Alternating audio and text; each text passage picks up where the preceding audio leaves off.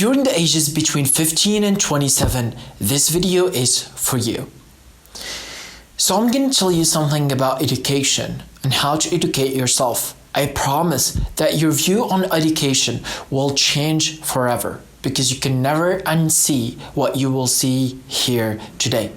The way that I'm going to do it is I'm going to tell you my story and how I got to this point.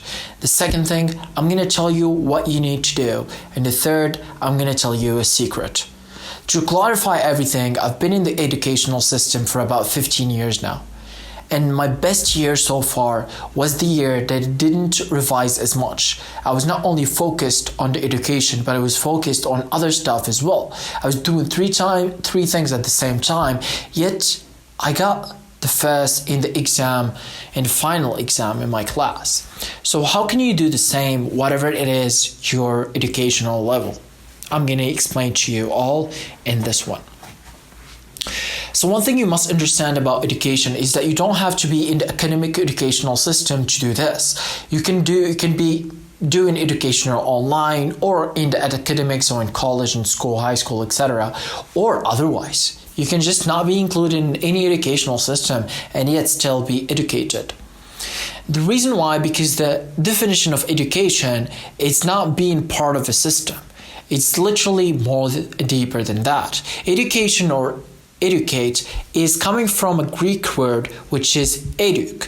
Eduk means to change from within. You have to change from inside of you. So basically the learning process is learning something which will change your behavior.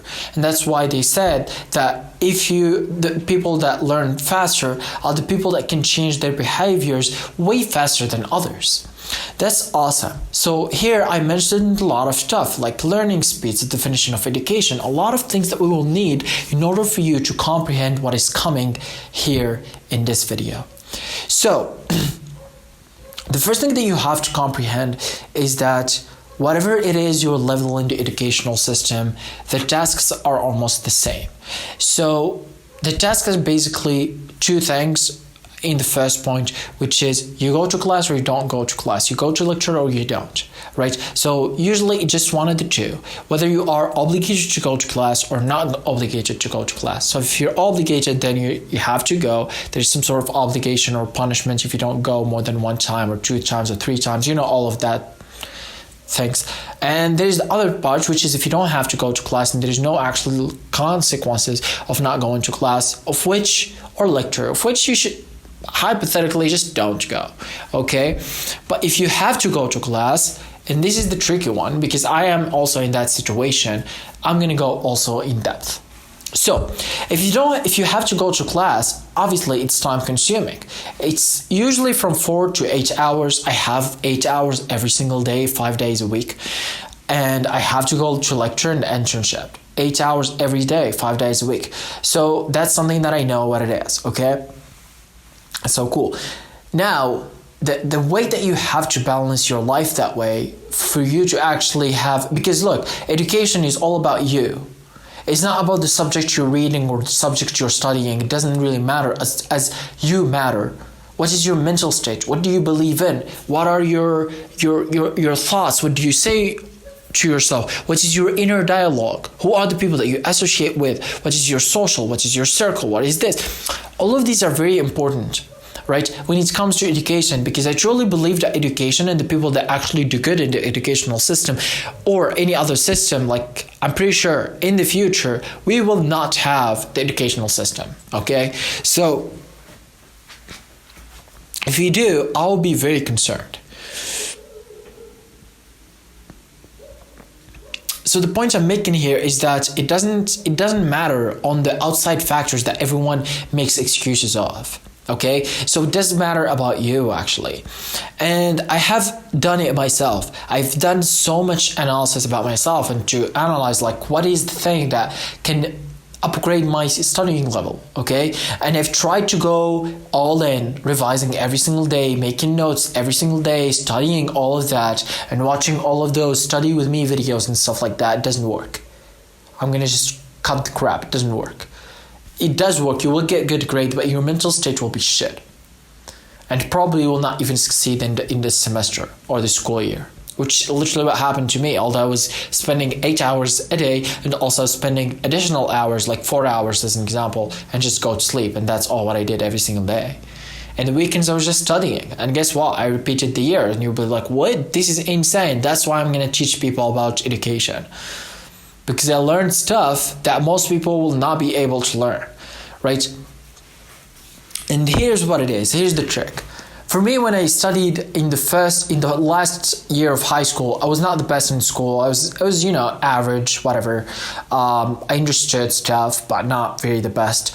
And I was doing YouTube at the time. I was making YouTube videos, and at the same time, I was doing also another stuff, which was I was doing e-commerce. So I was selling stuff on the side, selling in the local market and everything. So those are activities that are time consuming just by definition, okay? So once you see that, you're like, okay, your school must have suffered, right? No, it didn't suffer. In fact, the best period in my life in school, it was the last year of high school, which is, just to give you a better note on that, it's the hardest school in the educational system for the first 12 years. So from the beginning, elementary school until the 12th year is the hardest year. And for a lot of people, they say it's the hardest year in everything, right? I doubt that, but it still is very hard because it comes with a national exam at the end, which you have to pass. So I did pass the national exam, and I was basically like one of the best people that got through the exam. And the results were pretty shocking for a few reasons. Because all of the other people were taking additional classes, I didn't. I was making YouTube videos, and I was selling on e-commerce. And also another thing, which all of them were studying for about 3 years prior to that. I was not very the best guy in the school for the prior 2 years. Or 3 years, and still managed to get the first in the exam. So I came to the conclusion that it comes down to a few habits that I had and I have that changed everything, and it will change yours too. Which gets us to the second part, which is how you can do the same, okay? How you can master education as a process. You have to understand that you're not education. So you must understand what is the reason why you go to the school, or you watch the course, or you read the book, etc. You have to know why. So it's your why, that's one. If it's tested, so if there is a sort of grade, my dear brother, if there's some sort of grade at the end, you have to be rigid with that, and you have to comprehend what is the base of that grade. And most importantly, if there is a man behind it, if there is some sort of man, so there is a teacher, stuff like that, there's supervisor, you have to understand how his mindset works. Usually is something that it is very practical. So as an example, I have a class of teaching people how to film YouTube videos, and I have a test at the end of the class. I might as well test them about the stuff that I think are most important, right? As an example, I'm tell them what is the compositions, what are the common compositions. The camera shouldn't be right, it shouldn't be upside down, shouldn't be diagonal, etc. These are the basics. Of course, I'm going to put it in the test, etc. And also, I'll be like, if I prepare them to film for others, I'm going to say, well, the main object or subject that you are filming must be all included in the picture. You should follow these rules: 1, 2, 3. There's space here, there's space here, and there's space here, etc. It goes on. If I'm making them ready to film for a movie, I'm going to say you have to film different shots. Some of them are close, some of them are medium, some of them are wide angle, etc. These are what I think are very important. But I'm pretty sure in the class I'll put way more information than these. I'm gonna put ISO and everything that I can think of, the different devices, everything that I can think of, okay? A gimbal, everything that they can need, I'll put it in the exam. So when they got into this situation, even if they don't know they can go back to that PDF and it'll be like, oh, the teacher actually put that in there, so I can't even say something bad about him. And for most people, they use the same strategy, right? So they give you what they think that it will be most likely that you will it happens that you will actually use it in the future. If it's not college, so if it's prior, So if you are in or you finished that, whatever, they usually think about what you will need in the next year. Okay, but in college they will think what do you will need when you will get when you will secure a job of yours. What is the main thing that you will actually need? That's a good thing, but it's not enough. Okay, so you understand right now what is the essence or what is the main thing that you have to focus on in order for you to get the good note. But still it's not enough, because there is a lot of subjects. As an example, in nursing college there is anatomy. It's the same thing in med school. There is a lot of subjects that are by definition very difficult. I'm not going to say that the subjects, all of them are the same, but what I'm speaking about right now is you. You is what matters. It doesn't matter what subject it is, my dear brother. Okay? And obviously everybody has different mindsets. So now I just want you to get the good grade. And the most important thing is not the good grade, is to be educated. If you are educated from the lecture, you will get the good grade just by definition. And being educated is not taking all of the stupid notes with 15 different colors and highlighters. It's not that. It's really not that. Like, I literally right now go to lecture with normal paper, blank papers, one color pen, nothing else. That's it. That's all what I take with me. Because I know, like, it just didn't matter. And the analysis and the data shows the same. And I trust the data more than I trust some random guy on YouTube. And that's what it is. And I want you to do the same. The second step that you have to go through is you have to comprehend that you cannot succeed at something without succeeding at other things as well. I'm going to give you a great example. In middle school and high school, I knew and I heard about this guy that I took actually an additional class at some point in middle school from his mother. So I knew this guy, okay? And I heard from other people talking about him, etc. And he's great. He's attractive. He's an awesome man. He's the first in the class. There's no one like him, right? He gets the good grade. He's the best. He's insane at basketball. His team will always win. It doesn't matter who are their teammates, his teammates. And he's awesome. He's big. He's strong. He's smart. He doesn't care. He's funny. All of the characteristics. I was like, okay, that's awesome. Let's talk about why did he actually get the good grade? And I thought about it for a long time. It's like, this guy, it's not just good grade. We're talking about astonishing good grades. So it's like, okay, there must be a reason behind it that I have to know it. So I knew like there is his parents who were educated, his brothers, but I knew that it's not it. Like a lot of people have their brothers and stuff like that. Or even if it is because of them, it's something that they have taught them. He taught him. And actually I came to the conclusion that because he was good at other stuff too. His mental state was insanely strong. So as an example, we've all heard that quote that goes, usually the people that are good at one thing, they're good at everything else. So for him, you see his basketball, he's the best. And that also reflected him in school and in other ways. And for me, that was mind blowing. I was like, what, dude? And that's what I did in high school. Last year in high school, I was like, you know what? I'm going to do what I want. So I was reading books. I invite you to read books because actually in the period that I talked about earlier when I got the good grades and I was doing all the other stuff, I was reading books, okay? So I was reading books, right? And I was practicing sports. I was doing running, home workout, different workouts, and I was very, very athletic.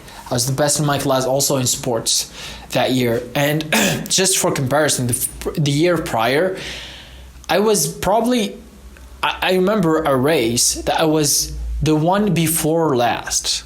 Crazy. I didn't like that. Right? Next year, I was the first every single time. And also I was strong. Nobody messed with me because they knew, I'm gonna mess you up. You know what I mean? Because I knew kickboxing and everything. So also that. Another thing was good looking. I was brushing my hair, doing everything else. So as a comparison, the first year of college, nursing college, I didn't really take care of myself. I said, you know what, how I look doesn't really matter. What it matters is what I study and what I learn and what is in my brain. It does not work like that. Okay? So take care of yourself. You will be loved. You will love yourself. The teachers will love you, which is a better way. And if you want data, because I know people love data, the stats says that the best salesmen in the world are hot women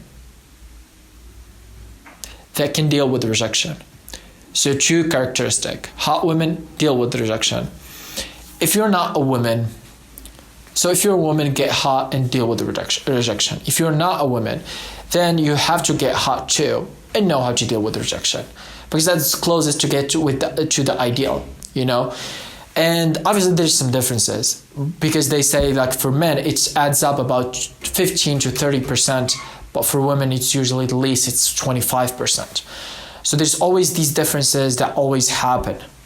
So the main thing that you get from this is not only to take them and do them by the letter, but is actually to practice the essence of it, which is if you want to be good at education, you have to be good at other stuff in your life. So if that be in social life, you have to be good at talking to people, speaking with them, communicating and meeting with new people, having new experiences. This is just by definition will give you more energy to give for school. The second thing is that don't spend 24 hours doing something. And that's why the guy who wrote, or the man who wrote the 4-hour work week, he says, the problem with the people that says they want to skip their 9-to-5 job to pursue their dreams is that in most cases they end up escaping 9-to-5 to work 24 hours a day. Which is, look, it's the reality itself. You don't want to be stuck in a 24 hours work schedule, because you will get burnt out. It doesn't matter what is your educational level. You will get burnt out. You don't want to be there. Okay? And you see all of the YouTubers, and you see a lot of, because it goes viral a lot of times, of people being like, it's 5 a.m. and I'm still studying and I'm doing all of that and I'm drinking 5 coffees a day and you have to revise and it's exam and next week and I'm so exhausted. First of all, you tell them to shut up and block them. And guess what? 5 a.m. will not help you. I'm being honest. Like, I know everyone does all-nighters before the exam. And I did it too until I got suspended from school. And that day, actually, I was doing an all-nighter just to survive for that lesson, for that exam. And I was like, I'm never doing that again. And also to give preferences. So in comparison, the best grade that I got in my life, which was the hardest exam that I did pass in my life, I did it with great night's sleep. And I didn't revise for 2-3 days. You see, because just putting yourself with a good night's sleep will just put you better than 90%. Like, you will get a better grade than anyone who pull up an all-nighter. It doesn't matter what is his level. It doesn't matter anything. You will be better just because you have better sleep. And this is proven in so many ways, right? And you can try it yourself. Try to be sleep deprived and try to not be sleep deprived. The easiest way to do it, 11 p.m., 12 o'clock, so midnight, you have to be in bed. Preferably 11, 12 is the max. Be in bed. If you can't sleep right away, it doesn't matter. You have to be in bed. Even, I think Muhammad Ali has said it, or Mike Tyson. I don't know which one, but probably it's Muhammad Ali. He said, the hardest thing about being the world champion is not all the workouts and everything. It's just getting sleep every day at 9 p.m. It shows you a lot. Once you see Cristiano Ronaldo partnering up with Hoop, which is an entire company that only tracks sleep, It gives you a lot of sense. And he knows all of the history about his sleep. When you see Elon Musk on Joe Rogan podcast having a very long segment all about sleep and actually giving a lot of examples of people that are just sleep related topics, right? And he mentioned it so many times that you're like, okay, dude, I understand that. But the point is, you have to try it yourself if you don't believe me. For me, I tracked sleep for 30 months of my life. I can tell you, dude, sleep doesn't matter what you have the next day, right? Like, so if you have an exam, something might happen in that exam that will make you have to work the entire day. You have to push the entire capacity. Are you ready for that? You're not if you pull up an all-nighter. And this what happened to me. So you don't want to be there. You want to be the person who also I was and I am right now, who sleeps all the time. Not all the time, but I have good sleep every night. I sleep the entire night. The morning doesn't matter what happens. I'm always up, right? So this is another important thing, which is like never pull up an all-nighter. And I will give also another pro tip, which is not only for educations, but for presentations and for exams. It works good with that, is that you have to understand that there is two types of memory. The first type is the short-term memory. The second type is the long-term memory. As an example, the stuff that you remember when you were 10, 12, 13 years old, that's long-time memory. That's probably you will never forget, and it's usually because it was mixed with emotions, and probably you have remembered that so many times in the following few months, then few years, so it's no-brainer that it will last a very long time. When it comes to short-term knowledge, is when you speak with someone and he tells you all of that bullshit that he has in his life, and you just walk away and you don't remember anything. You can if you want to, but you will never pull it up again. You will never talk about how he felt or what are the things that he spoke about that day. You will probably hear or remember what you think is interesting and important from that dialogue or conversation. And this is the main thing. That's short-term memory. What you should use, practically the best way is to use both. So if you go to lectures, you use long-term memory. So you try to remember everything that he says, okay? And by doing that, you just actively listen, you understand what he says, etc. Probably take notes. That should be enough. For short-term memory is that before you get to the exam, get through the lessons, okay? Especially if you have like a sudden exam or unexpected exam and you're not very prepared, 5 minutes before the exam, half an hour, get all the lessons, brother. Go through all of them. This is like a no-brainer. Go through all of them. Even if you just read them, it doesn't matter. Just go through all of them, try to remember all of them.